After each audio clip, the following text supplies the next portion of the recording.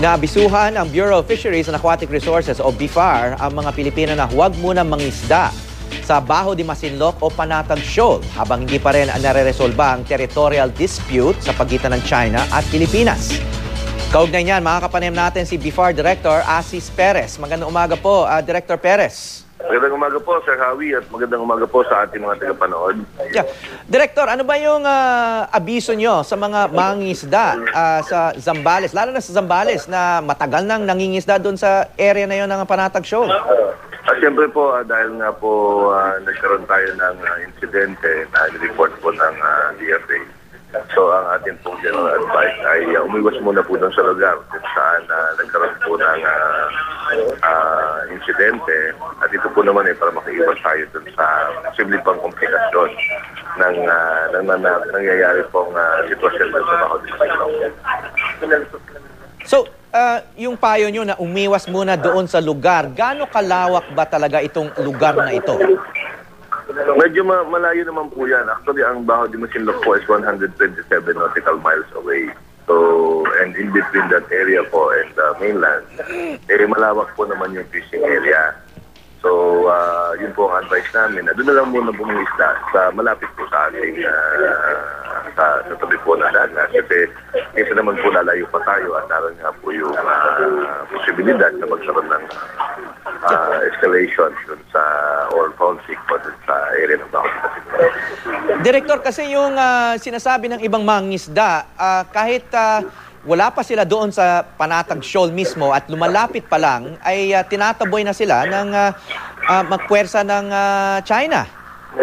Hindi po ganun yung report na umabot sa akin. In fact, hawak ko po yung mga affidavits ng mga tao na apektado po ng incidente.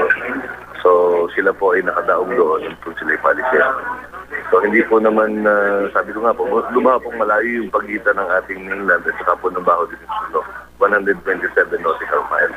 So, hindi po naman nagkakaroon ng incidente immediately nang hindi po malapit sa Baho de Masinloc. And therefore, if you're just 27 nautical miles away from Baho de Masinloc towards the mainland, dapat po walang incident. So, tiyak tayo na itong water cannon incident ay naganap talaga doon sa loob ng shoal, yung kiniklaim mismo ng China. Yun po yung lumalabas sa mga report. At siyempre po, wala po kasi ako sa posisyon para magbigay ng confirmation. Dahil ito po ay meron ng usapin po dito between the Philippine government and China at ang DFA po kasi ang may karapatan lamang magsalita sa Director, hindi ba kayo nangangamba na maaring lumalawak yung area na kiniklaim ng China doon sa paligid ng shoal? Siyempre po, yung pong pangamba natin, hindi po natin iniaalis sapagkat nakita po naman natin yung mga reports na meron nga po ganitong klaseng behavior pero ang pwede lang po natin gawin ay mag-ingat at siyempre po, iiwas po yung mga mangingisda natin sa posible pong komplikasyon. Kaya nga po ang advice natin ay umiwas po dun sa lugar. At meron nga po meron po usapin dyan ngayon. At I think that the responsible advice that the government can do is to ask our fishermen to avoid the area. Ang BIFAR ba nagre-request sa ating Armed Forces of the Philippines na magbigay ng depensa sa ating mga mangingisda na nangingisda, hindi mismo doon sa loob ng shoal pero doon lang sa paligid? Hindi po ako at liberty to make any disclosure on that matter. Pero siyempre po, yung pong tanong niyo sa akin, sensitive connection, pasensya na po kayo, hindi po ako makakasagot. Okay, sir. Gaano ka-importante ba ho itong Panatag Shoal o Baho de Masinloc sa pangingisda? In terms of fisheries, how rich is this area? Gaano ba ka-dependent yung mga mangingisda ng Luzon mainland dyan sa area na yan? Context to, hindi ko naman masyado siyang significant in terms of actual production. So hindi naman siya yung lugar na pag hindi natin tayo nakapangisda ay matitreaten yung ating supply. Although may significant catch po dyan, at ang karamihan pa ng isda dyan yung nagtitrade po ng aquarium fish. Pero yung food fish po natin, mas nakukuha po natin yan, mas malapit po sa tabi ng baybay, kita po dun sa Baho de Masinloc. So, Director, kung hindi masyadong significant, bakit pumapasok pa doon sa area na yon ang mga Filipino fishermen kahit alam nila na nakabantay doon yung puwersa ng China? Ang pagkakaintindi ko po, may mga panahon po kasi na pag masama po yung panahon, yun po kasi yung shoal traditionally provides cover whenever there is inclement wetness. So yun po yung primary reason. Pangalawa po, siyempre meron nga po tayo mga aquarium fish doon. At yung aquarium fish po kasi, yun po yung medyo malaki po yung pagkitaan noon. So kaya po nagpupunta doon. Pero kung usapin po ng food security, palagay po, hindi po yun significant na magiging threat sa food security requirement natin kung hindi tayo kapahit natin sa lugar. Yeah. Gusto ko lang nilawin, sir. Sinasabi niyo, aquarium fish ba yung talagang hinuhuli ng ibang mangisda doon? Marami po doon. Kasi yung pong lugar na yun, doon po nanggagaling yung mga ornamental fish po, ornamental aquarium fish. Okay. Para sa mga hindi nakakaalam kung ano yung aquarium fish, ito yung nasa mga tangke, no, sa mga bahay, mga pet, yung mga inaalagaang isda sa bahay. Opo. At minsan sa restaurant. Hindi po sa restaurant. Yan hong marine aquarium fish, karamihan ho dyan ornamental. Ornamental. So, hindi siya kinakain. Opo. Pero meron din po siyempre food fish doon. Pero yun po yung pagkakaintindi ko na primary target po ng mga isda. Okay. Kasi alam natin na yung mga nanguhuli ng aquarium fish ay iba yon sa mga nanguhuli ng food fish, no? So kung hindi na sila makapunta dito sa traditional source ng aquarium fish, meron bang alternatibo sa lugar na yon?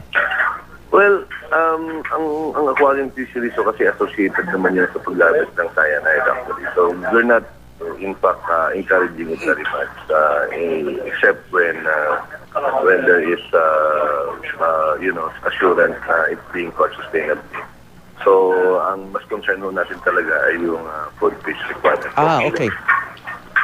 Okay, gusto ko lang ulitin kasi medyo humina yung boses nyo. Sinasabi nyo na ang paghuli ng aquarium fish ay associated with cyanide, which is a form of poison. Mostly po. Oh, so it's just as well, Director, na hindi na sila makahuli ng aquarium fish dahil hindi na rin sila makakagamit ng lason sa dagat.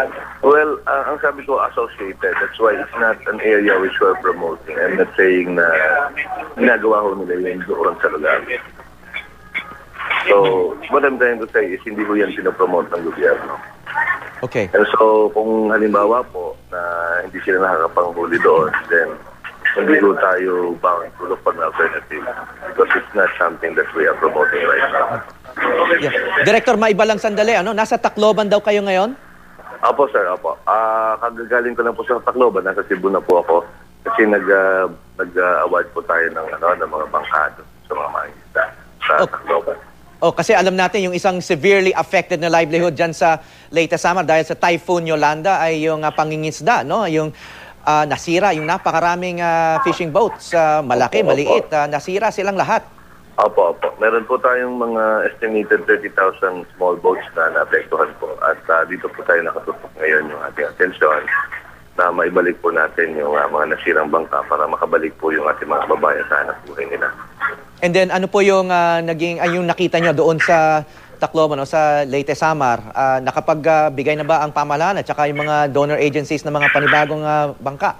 Opo, sa ngayon po currently we're at 10,500 po ang naibaba na po ng ating pamahalaan through the Ahon Initiative kung saan may mga partner po tayo ng private sector dito at saka yung po mismo mga mag-ayari po ng bangka. Nakaka-10,000 na po tayo at kahapon po tinaas na po natin yung target natin to 20,000.